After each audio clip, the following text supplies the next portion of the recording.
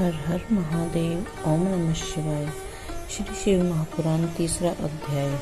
बिंदुक ब्राह्मण की कथा। श्री सूत जी बोले, शौनक सुनो, मैं तुम्हारे सामने एक अन्य गोपनीय कथा का वर्णन करूंगा, क्योंकि तुम शिव भक्तों में अग्रगण्य व देव देवताओं में श्रेष्ठ हो। समुद्र के निकटवर्ती प्रदेश में वाशकल नामक गांव है, जहां वैदिक धर्म में विमुख महापापी मनुष्य रहते हैं।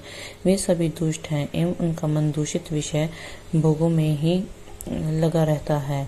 वे देवताओं एवं भाग्य पर विश्वास नहीं करते। वे सभी कुटिल वृत्ति वाले हैं, किसानी करते हैं और विभिन्न प्रकार के अस्त्र शस्त्र रखते हैं। वे व्यभिचारी हैं।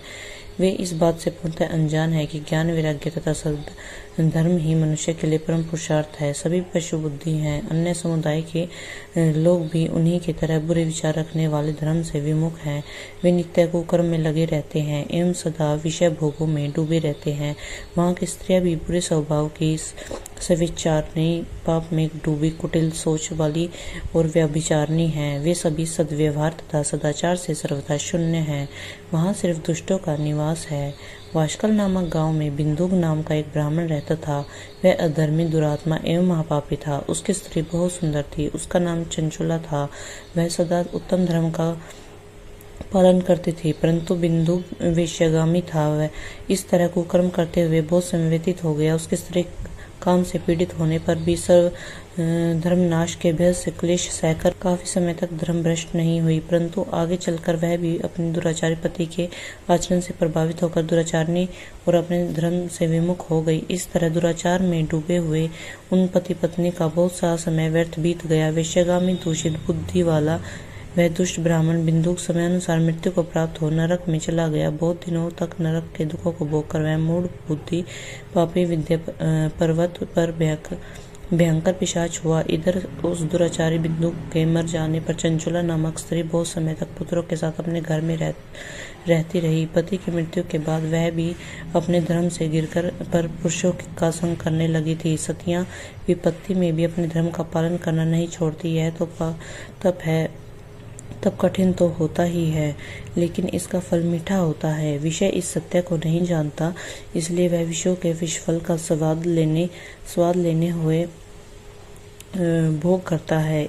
एक दिन देवयोग से किसी पुण्य पर्व के आने पर इस समय भाई बंधुओं के साथ गोकर्ण क्षेत्र में गई। उसने तीर्थ के जल में स्नान किया एवं बंधुजनों के साथ यत्र तत्र घूमने लगी। घूमते घूमते वह एक देव मंदिर में गई।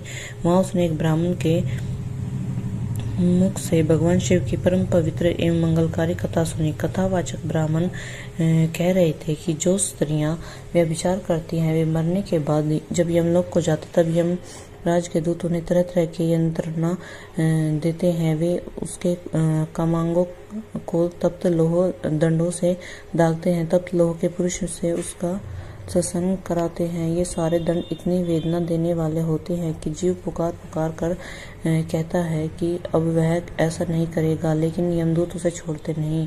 कर्मों का फल तो सभी को भोगना पड़ता है। देव, ऋषि, मनुष्य सभी इससे बंधे हुए हैं। ब्राह्मण के मुख से यह वैराग्य बढ़ाने वाली कथा सुनकर चंचुला भय से व्याकुल हो गई। कथा समाप्त होने पर सभी लोग वहां से चले गए।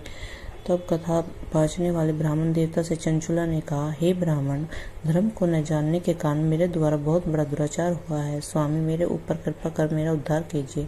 आपके प्रवचन को सुनकर मुझे इस संसार से वैराग्य हो गया है। मुझे मूढ़ चित्त वाली पापनी को धिक्कार है। मैं निंदा के योग्य हूँ। मैं बुरे विषयों में फंसकर अपने धर्म से विमुख हो गई थी। कौन मुझ जैसे कुमार्ग में मन लगाने वाली पापनी का साथ देगा? जब यमदूत मेरे गले में फंदा डालकर मुझे बांधकर ले जाएंगे और नरक में मेरे शरीर के टुकड़े करेंगे, तब मैं कैसे उन महायातनाओं को सहन कर पाऊंगी? मैं सब प्रकार से नष्ट हो गई हूँ, क्योंकि अभी तक मैं हर तरह के पाप में डूबी रही हूँ। हे ब्राह्मण, आप मेरे गुरु हैं, आप ही मेरे माता पिता हैं। मैं आपकी शरण में आई हूँ। मुझे अबला का आप ही उद्धार कीजिए। सूत जी कहते हैं, शौनक, इस प्रकार विलाप करती हुई चंचुला ब्राह्मण देवताओं के चरणों में गिर पड़ी। तब ब्राह्मण ने उसे कृपा पूर्वक उठाया। तीसरा अध्याय समाप्त। हर हर महादेव।